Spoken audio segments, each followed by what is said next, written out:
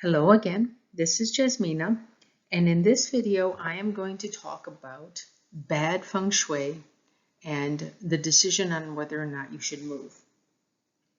First thing I need to say is no house has perfect feng shui. It simply does not exist. But many houses have good feng shui, but what is good for you might not be good for a different person, and vice versa.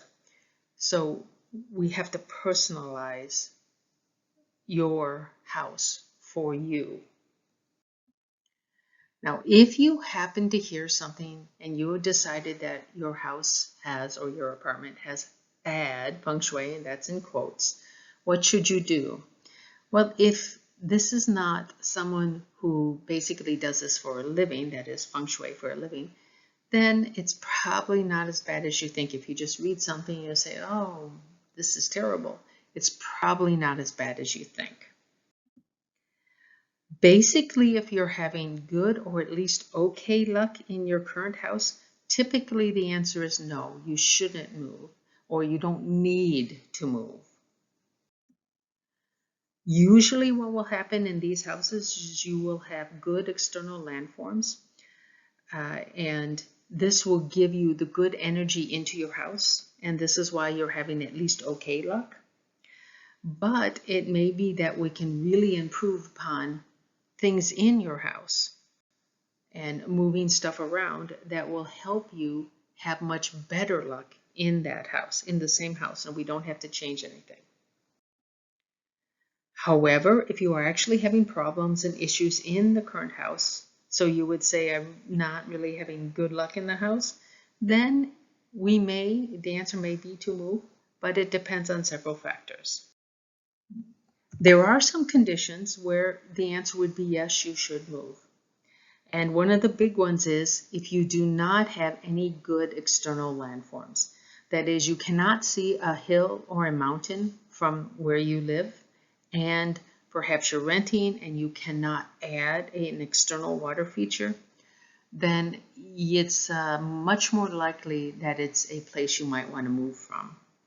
Now, all houses, unless you're living on a mountaintop and there are no, or a hilltop, and there are no other hills higher or mountains higher than you are, then you won't have any mountain forms, which is half of good feng shui, or good external feng shui.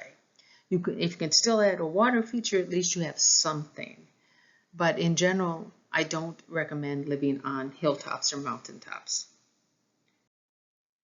Also, if the place you're living has none of the important features that are in your personal good directions, and these important features are your facing direction of the entire building, and this is true whether you're in a house or an apartment, your facing direction of your main door, and also maybe your bedroom's so small that we can't get your bed into a direction that is good for you, then this can be a real problem.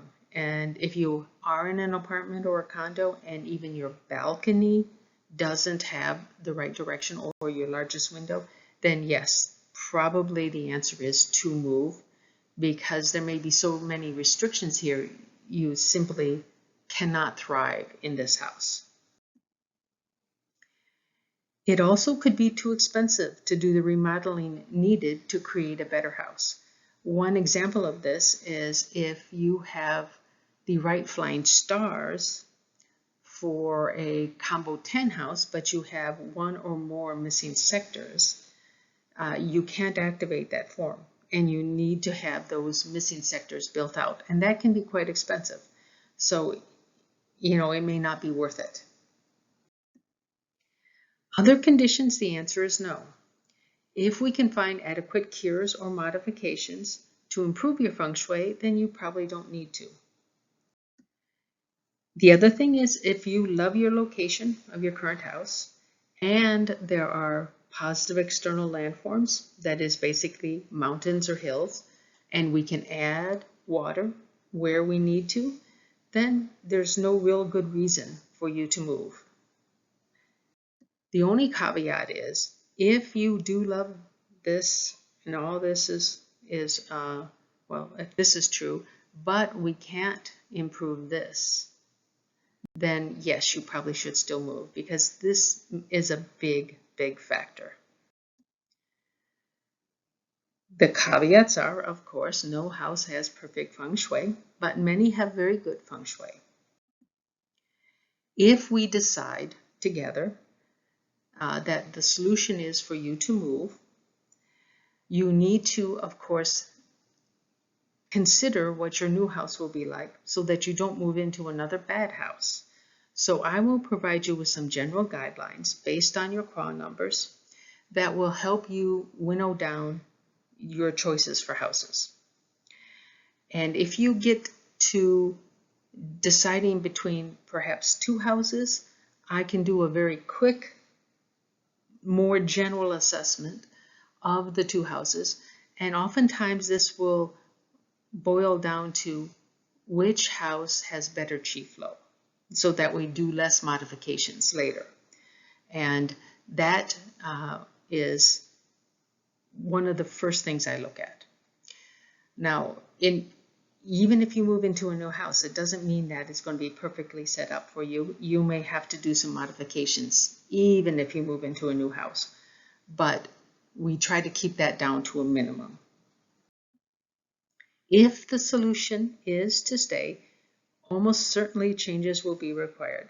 Sometimes it can be very expensive, but if you really love the location of your current house, it might be worth it. Then this is a decision that you will have to make because you're the one who would be paying for it.